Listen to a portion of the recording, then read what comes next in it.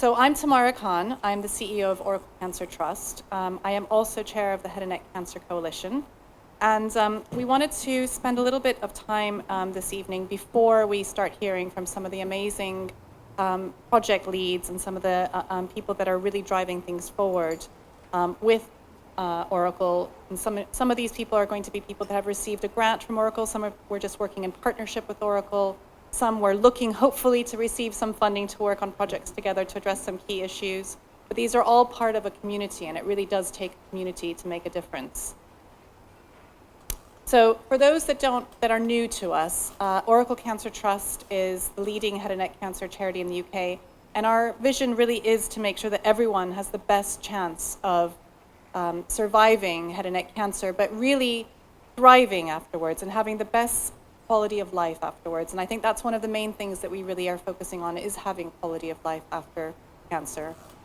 We will do this, and we have three sort of areas that we focus on at a high level, and we'll talk a little bit more about how we break that down. But we want to do that by raising more awareness, because there is little awareness of head and neck cancers. Maybe a lot of the people in this room know about head and neck cancers, but when you go out into the general public, people don't know about head and neck cancers. They're just not aware. And so it's really, really, really important that we create head and neck cancer as something that's on people's mental map. That will make a massive difference. We also want to ensure that there's more knowledge, and that goes into GPs, dentists, those that are diagnosing these diseases, but also knowledge of those in the community that are the MDT community, the clinicians, the healthcare workers that are supporting patients, and making sure that also that they understand the patient experience, because the patients need to be the heart of what we're doing. So we're in a bit of a crisis in head and neck cancers, and actually it was a clinician who told me about the crisis in head and neck cancers, and it was in a meeting about a topic, and he came onto the meeting, and he was speaking to a group of us, and he was so passionate and so upset about the crisis in head and neck cancers. And I thought, you know what, there is a crisis in head and neck cancers, and we need to talk about this crisis, and we need to come together to try to address the crisis in head and neck cancers. And you'll see some statistics there. Nadia has already talked about the fact that it's the 4th most common cancer in men. It's the 7th most common cancer overall. It really actually depends on how you look at the data. It could be the 5th, it could be the 8th. But it's one of the top 10 cancers, and it's one of the top 10 cancers that nobody knows about again.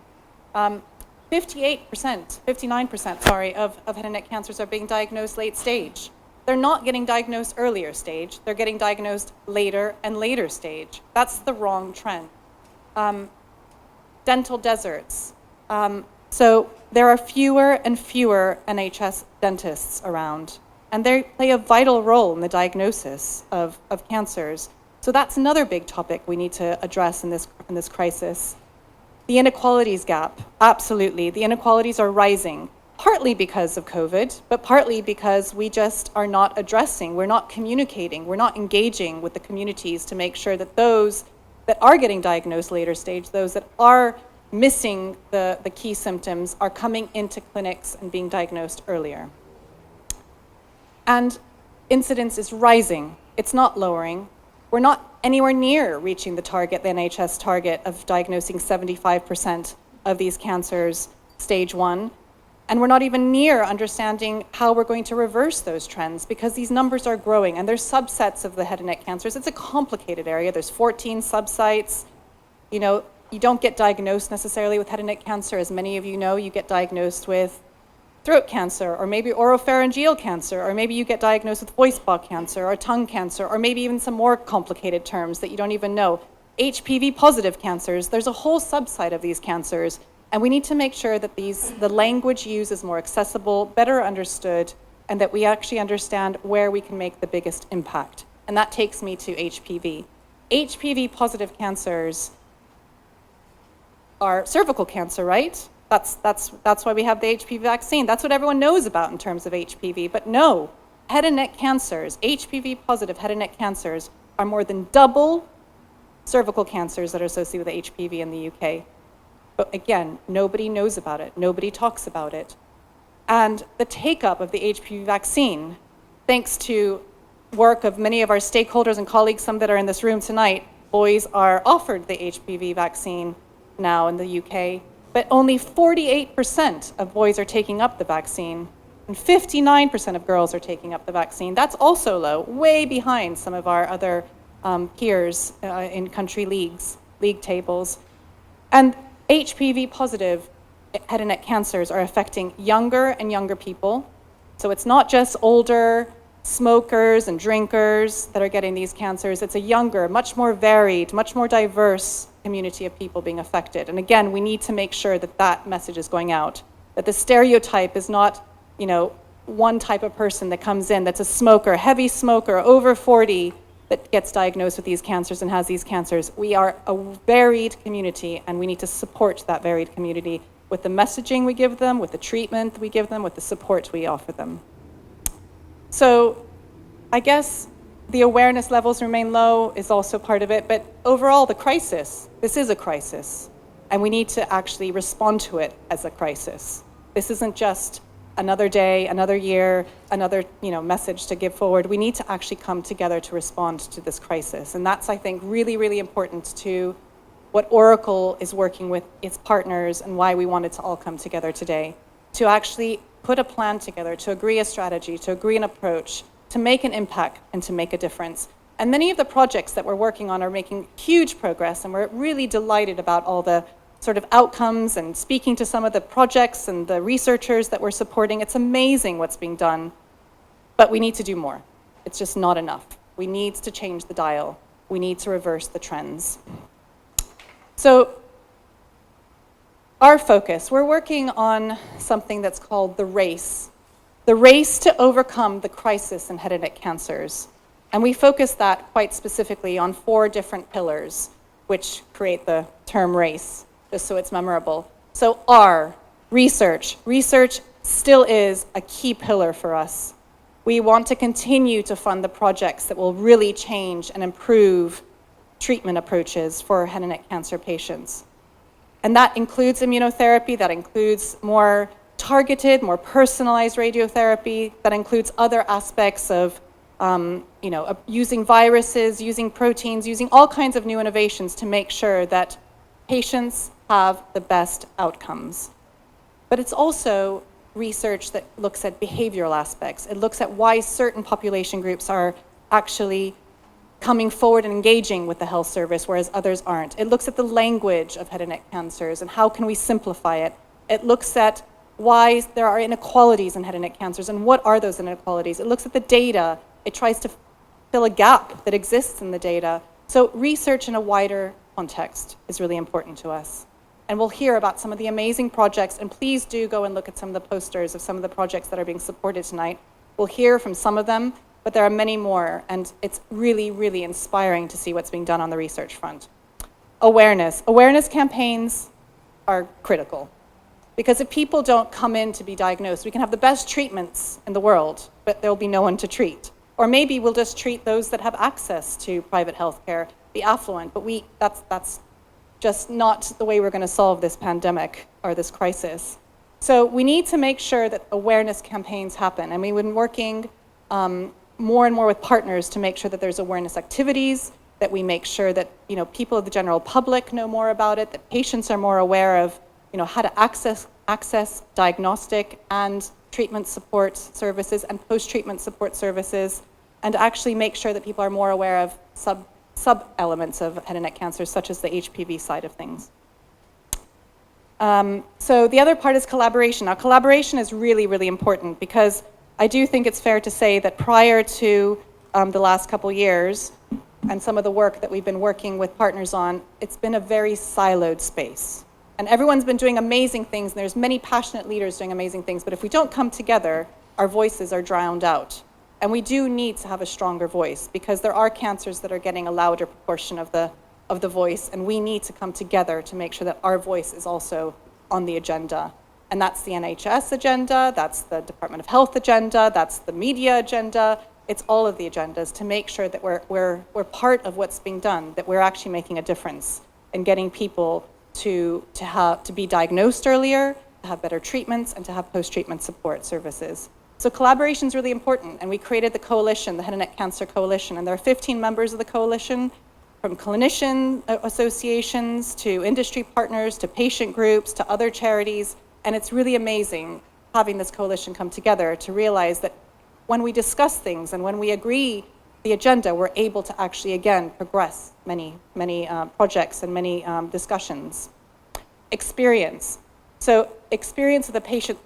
The patients are why we're doing this, right? So the patient has to be at the center of everything we're doing, and really understanding where the patient's needs are, where they feel the unmet needs are, how we can support them better is core to what we're doing as well. So we are also doing many projects on the patient experience, and that's a very wide subject. So it's also agreeing where we can have the most impact. How can we improve the patient experience from the patient perspective?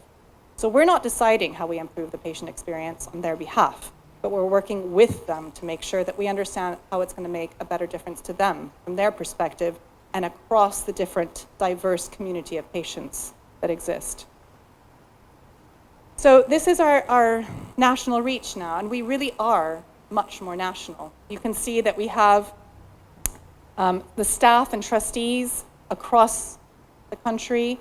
We have awareness activities across the country.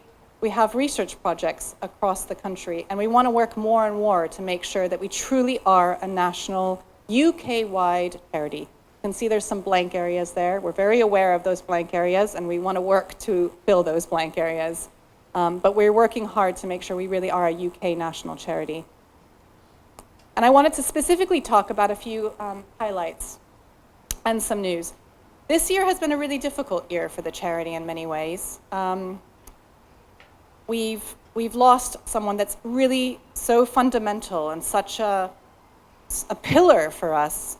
So we lost our founder and our chair, the late Peter Rhys-Evans, and he really was the person who brought and created this charity and made and actually brought me in. He was the one that inspired me to join. He was the one that I worked with to think about where the priorities were.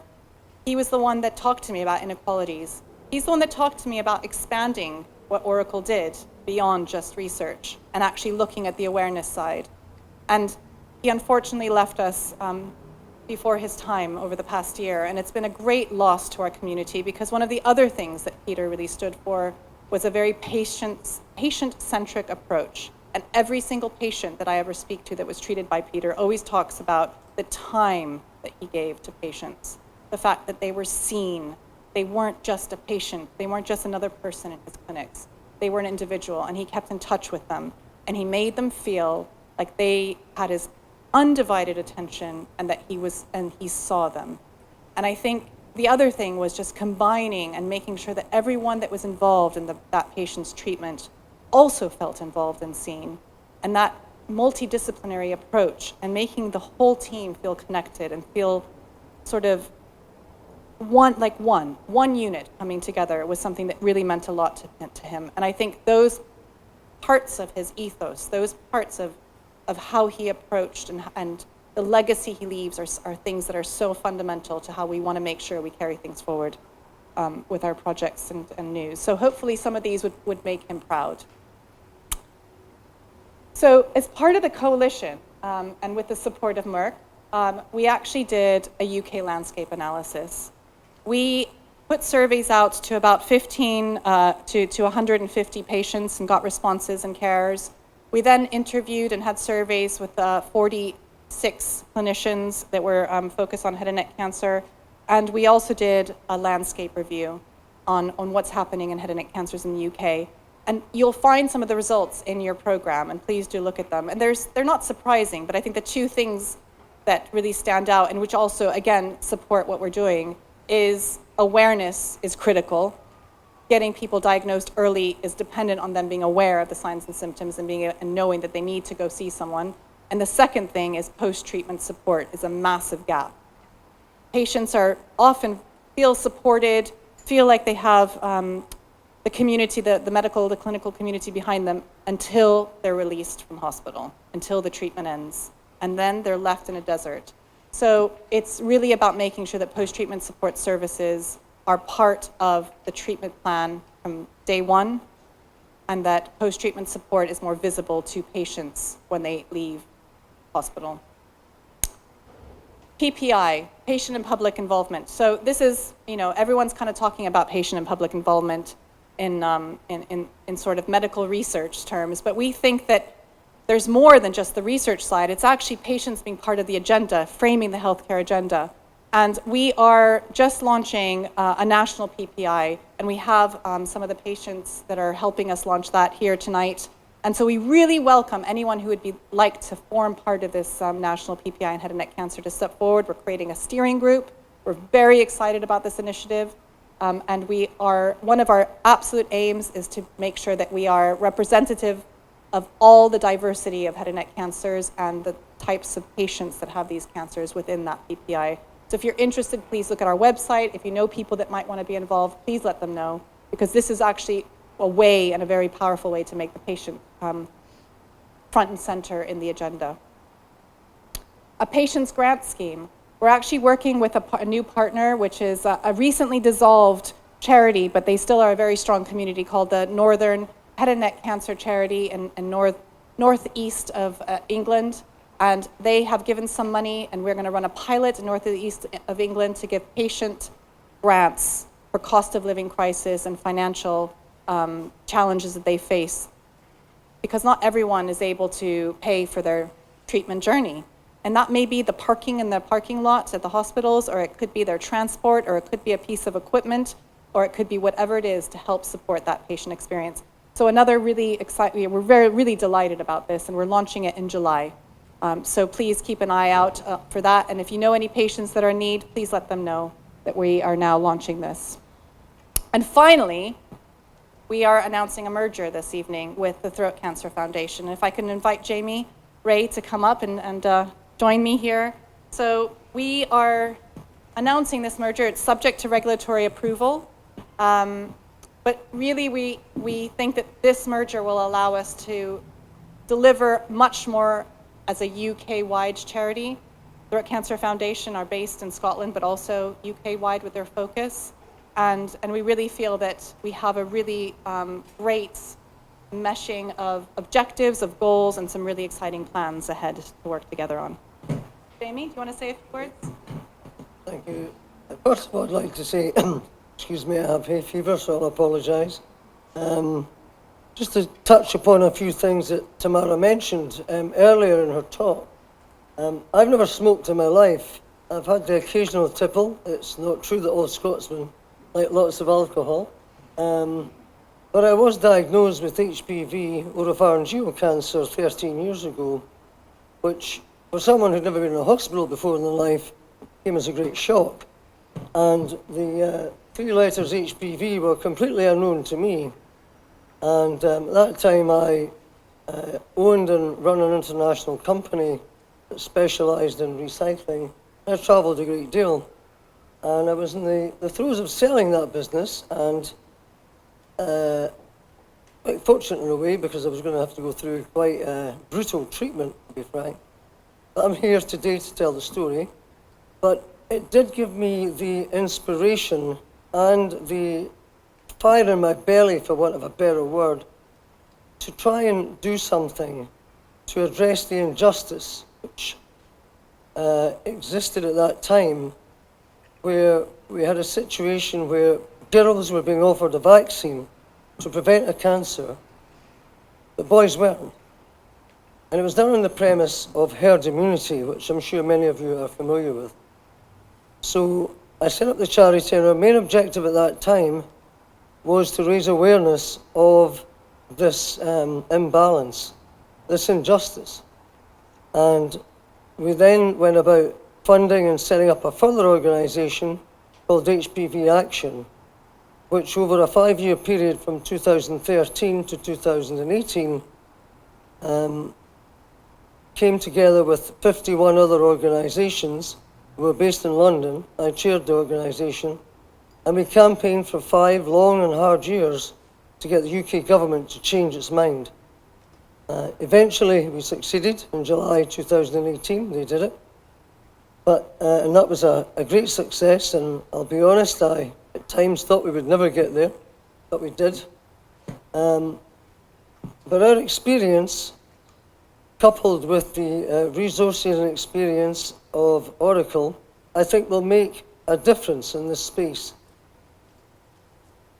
Head and neck cancer, I call an orphan cancer. It's like no one owns it. You know, it has no parents. Nobody's interested. Unless you're affected directly, you know very little about it. And we have to change that. We have to make it part of the mainstream agenda. And I think that's something we will strive to do. Thanks for your time.